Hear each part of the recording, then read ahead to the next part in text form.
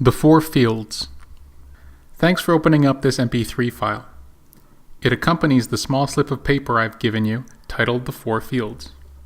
You may not be interested in philosophy or the sciences, but it's been my life's work. This slip of paper, the diagram on it, and the four phrases which follow it are the core logic of my work. You can disagree with it if you like, but I've checked it over meticulously and believe that each of the statements is correct. If you'd like more explanation about this, please listen to the remainder of this file. Otherwise, you can end it here and keep the piece of paper for someone else. The division of all knowledge into these four fields has been present for more than 2,000 years. You may object to its simplicity because engineering, or golf, isn't on the list. But those fields actually fit quite squarely into science and art. It's true that a lot of expertise borrows a lot from the sciences or the practical arts, like woodworking, but the division of all knowledge into four fields addresses a more intangible aspect of knowledge: its growth. More science means more research. More art means more creation. More philosophy means more thinking and writing. And more math also means more thinking, but it isn't at all like philosophy. Growth in maths means more thinking and writing in math, not in English or any normal conversational language.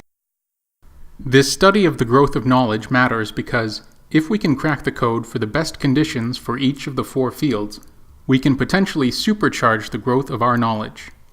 This potentially covers everything from medical research to engineering more efficient transportation, improving the way we teach young people, or even making art more enjoyable or easy to learn. This probably sounds like a wide net to cast, but it isn't when you're considering all four of the major fields of knowledge. My work is centered on how each field reflects the other, and also how each differs fundamentally from its opposites. Working with the four fields is a tremendous challenge because you have to understand how they grow in practice, not how they are portrayed to the public. This is why people often confuse the act of doing science with the act of collecting scientific papers and printing them in a journal. The two are clearly related, but if real scientific work stopped, the journals would be empty. This is a serious case where you need to label cause and effect.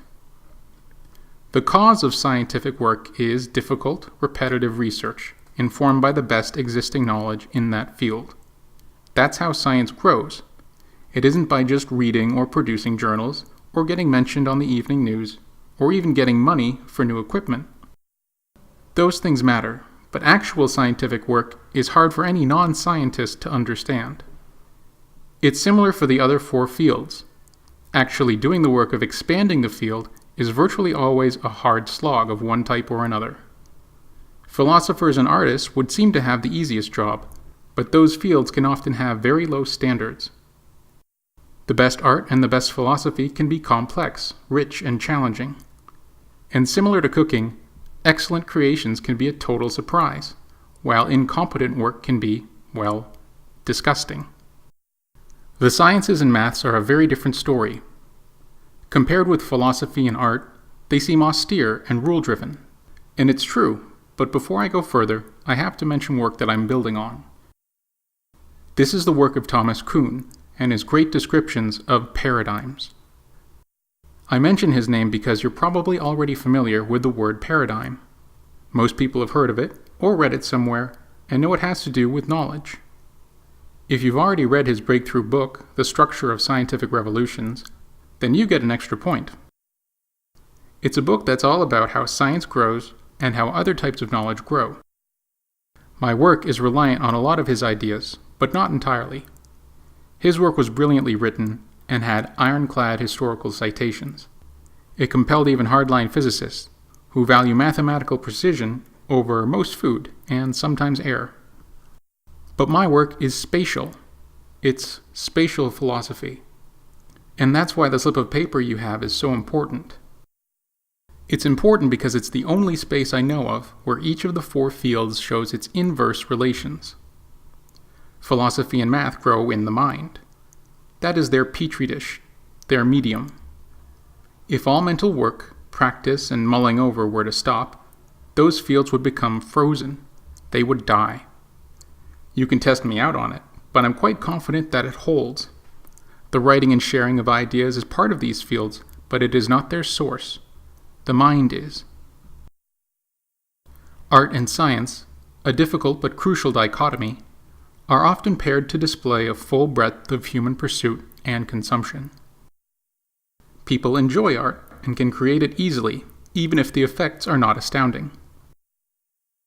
Science, on the other hand, is crucial for civilization's very existence, and requires hard work to produce, and even to copy. What may seem like an unspectacular observation is actually crucial to my work. Art and science cannot occur anywhere except for the real world. They must have a universe to exist in, which is outside of the mind. And this outside world must be shared with other minds and objects. The real mind-bending part of my work comes from acknowledging the diametrical opposition of these knowledge fields. Science is the mapping of mathematical concepts onto the world. This phrase is a classic for science philosophers and physicists. It's brief but profound. My work modifies this well-known phrase and then follows it with the other missing phrases, completing the set of 4. The first phrase starts as above. Science is a breakdown of the world occurring in the world. Next, art is a construction of the mind occurring in the world. Now for philosophy. Philosophy is a breakdown of the world occurring in the mind. And finally, math is a construction of the mind occurring in the mind.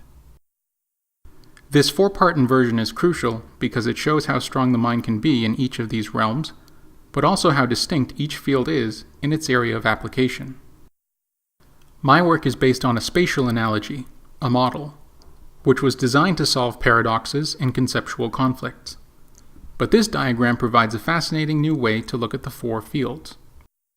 It helps to underscore how moving a field of knowledge forward requires special conditions with respect to state of mind, dedication to practice, openness of communication, and respect to one's observations.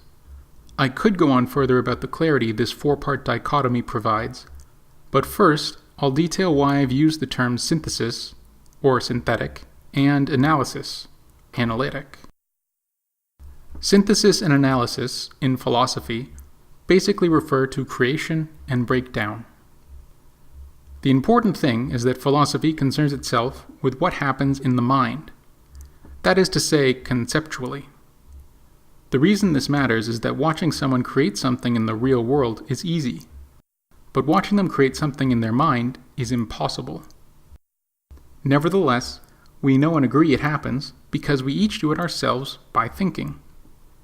Creating something new, from scratch, is synthesis. In plain speech, when you build a model of a house out of toothpicks, you're synthesizing something. You're taking essentially nothing and thinking up a way to make it much more. In philosophy, if you have a new idea on how to solve a problem, that's also synthesis.